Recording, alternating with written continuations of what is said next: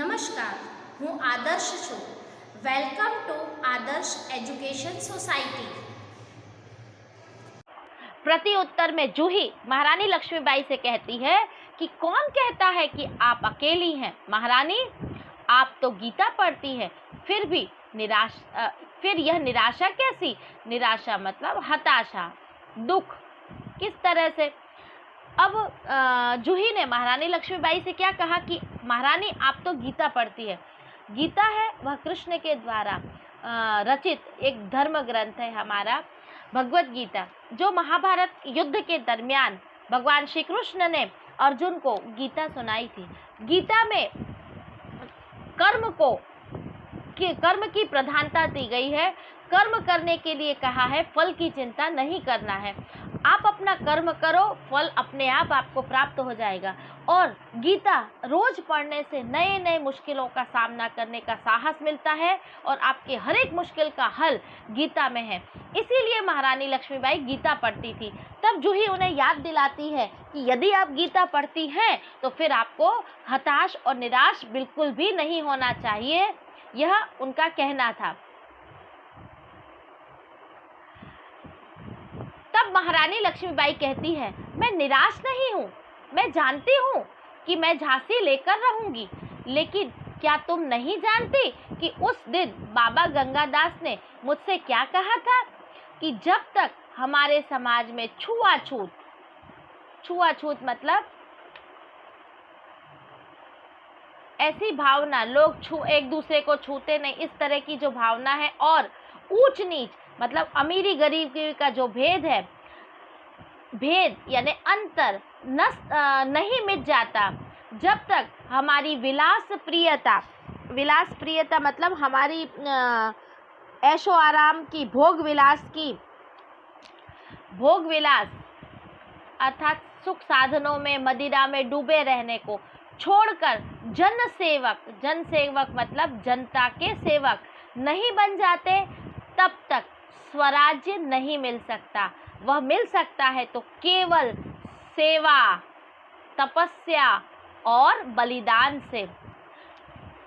जब महारानी लक्ष्मीबाई ने जूही से कहा कि जूही, मैं यहाँ पर निराश नहीं हूँ, मैं जानती हूँ कि यदि मैं चाहूँ तो मैं अकेले ही अंग्रेजों से टक्कर लेकर झांसी को वापस ले ही सकती हूँ, परंतु बाबा गंगादास ने उनसे कहा था कि यदि हम स्वराज्य प्राप्त करना चाहते हैं तो सबसे पहले हमारे समाज में से हमें छुआछूत की भावना अर्थात एक दूसरे को हीन दृष्टि से जो देखना है, ऐसी भावना, अमीरी और गरीबी की भावना का जो अंतर है हमारे समाज में, उसे सबसे पहले मिटाना पड़ेगा. और हर एक व्यक्ति जो नागरिक है और जो नेता है, उसे अपनी विलास प्रियता मतलब ऐशो आराम की, भोग विलास की वस्तुओं को छोड़कर जनता का सेवक करना, जनता मतलब लोगों का सेवक बनकर यदि हम कार्य करेंगे तो ही हमें स्वराज्य हमारा मिल सकता है. स्वराज्य को यदि हम प्राप्त करना चाहते हैं तो सबसे पहले उसका आसान तरीका है कि उसकी सेवा करो और तपस्या करो और अपना बलिदान दो. बलिदान मतलब हर एक प्रकार का बलिदान देने के लिए तत्पर रहो, तब कहीं जाकर हमें स्वराज्य प्राप्त हो सकता है, अन्यथा हम अंग्रेजों के गुलाम बनते ही चले जाएंगे. यह बात जब रानी लक्ष्मीबाई ने जूही से कही तो जूही कहती है, लेकिन महारानी, उन्होंने यह भी तो कहा था कि स्वराज्य प्राप्ति से बढ़कर स्वराज्य की स्थापना के लिए भूमि तैयार करना है, स्वराज्य की नींव का पत्थर बनना है.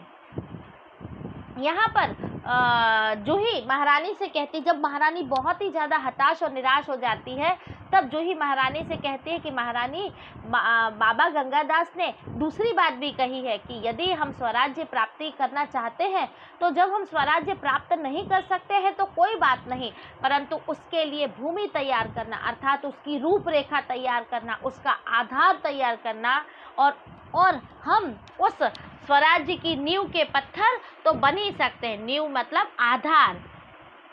जब किसी मकान को बनाया जाता है, उसकी मंजिलें बनाई जाती है, तो सबसे पहले भूमि के अंदर उसकी नींव रखी जाती है ताकि बनने वाली इमारत है वो मजबूत बन सके। तो नींव जितनी मजबूत होगी उतनी ही इमारत मजबूत होगी। तो यहाँ पर जूही उन्हें नींव के पत्थर बनने के लिए प्रेरित करती हैं। सफलता और असफलता देव के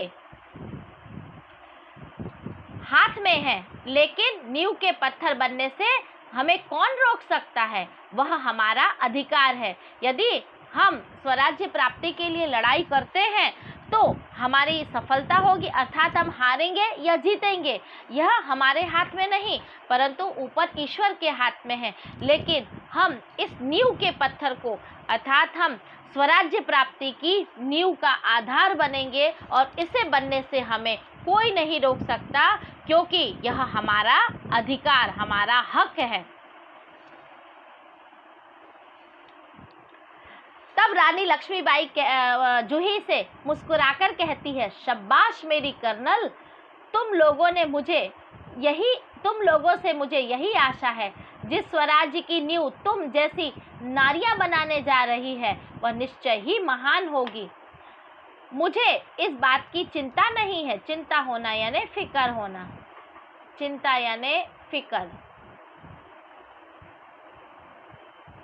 नहीं है कि वह मेरे जीवन काल में आता है या नहीं। जीवन काल मतलब जब वह जीवित रही हैं उस दरमियान या नहीं, लेकिन मुझे इस बात का दुख अवश्य है कि हमारे पास शक्ति है फिर भी हम दुर्बल हैं। दुर्बल यानी कमज़ोर हैं।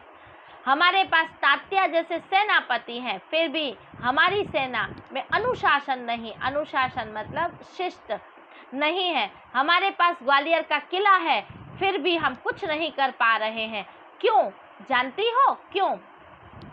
जब जूही उन्हें स्वराज्य की नींव बनने के लिए कहती है और कहती हम स्वराज्य प्राप्ति नहीं कर पाएंगे तो ना सही, परंतु हम स्वराज्य की नींव बनेंगे और इस हक को हमें कोई नहीं, हमारे हक को कोई नहीं रोक सकता, तब महारानी लक्ष्मीबाई उसकी बात सुनकर बहुत ही ज़्यादा प्रसन्न हो जाती है और उन्हें शाबाशी देती हुई कहती है कि सचमुच मैं जानती हूँ कि अगर स्वराज्य प्राप्ति की नींव हमारे जैसी या तुम्हारे जैसी महान नारियों ने रखी होगी तो हमें स्वराज्य अवश्य ही मिलेगा।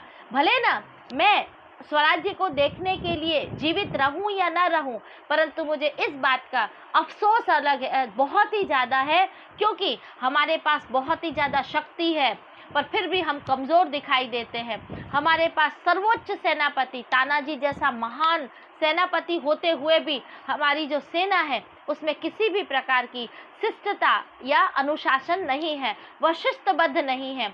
हमारे पास इतना बड़ा दुर्ग ग्वालियर जैसा किला है पर फिर भी हम अंग्रेजों के साथ टक्कर नहीं ले पा रहे हैं, यही मुझे चिंता सता रही है। तब जूही कहती है, जानती हूँ महारानी, हम विलासिता में डूबे हैं। विलासिता मतलब भोग विलास में डूबे हुए हैं। तभी मुस्कुराती हुई मुंदर वहां प्रवेश करती है। मुंदर वह उनकी सखी है। प्रवेश करना मतलब आना। मुंदर, कौन कहता है कि हम विलासिता में डूब गए हैं? विलासिता में डूबे हैं राव साहेब, बांदा के नवाब, बांदा की जो नवाब हैं रघुनाथ राव और सेनापति तात्या। हम हैं वह विलासिता में नहीं डूबे हैं, हम तो स्वराज्य प्राप्ति के लिए अपने कार्य में जुटे ही हुए हैं, परंतु भोग विलास में तो राव साहब, रघुनाथ राव और सेनापति तात्या लोग डूबे हुए हैं। जूही मुंदर के बात सुनकर प्रत्युत्तर में कहती है कि सहसा, सहसा यानी अचानक, नहीं मुंदर, सेनापति नहीं।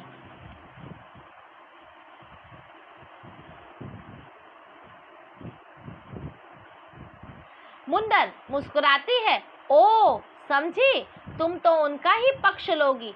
पक्ष लोगे मतलब उनकी तरफदारी करोगी। पक्ष लेना मतलब तरफदारी करना। जूही दृढ़ स्वर में, दृढ़ स्वर मतलब अटल स्वर में, निश्चय पूर्वक स्वर में कहती है, मैं उसका पक्ष नहीं लेती, लेकिन जो तथ्य है मतलब जो सही है उसको छिपाया नहीं जा सकता है। सरदार तात्या राव साहब को अपने तन मन का स्वामी मानते हैं। स्वामी मतलब मालिक मानना। राव साहब है वो भोग विलासिता में डूबे हैं। हकीकत में तात्या टोपे है ऐसा करना नहीं चाहते हैं, परंतु राव साहब उनके स्वामी हैं, उन्हें वह अपना मालिक मानता है, उनके कारण वह उनके साथ खड़े रहे हैं।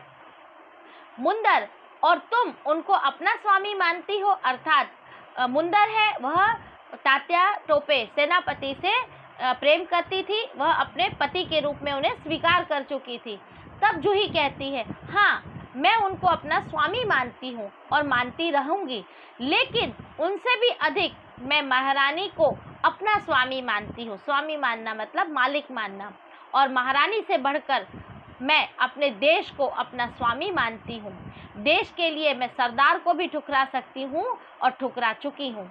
जब मुंदर उन्हें हंसते हंसते कहती है कि तुम तात्या टोपे को अपना स्वामी मानती हो, तब प्रति उत्तर में जूही कहती है कि सच बात, मैं उन्हें अपने पति के रूप में स्वीकार तो करती हूँ, परंतु सबसे पहले महारानी है, वह मेरी मालकिन है, और महारानी से भी बढ़कर अर्थात रानी लक्ष्मीबाई से भी बढ़कर वो अपने देश को अपना स्वामी मानती है और देश के लिए वो सब कुछ ठुकराने के लिए तैयार है। इसीलिए उन्होंने तात्या टोपे को ठुकरा दिया। Thank you for joining us.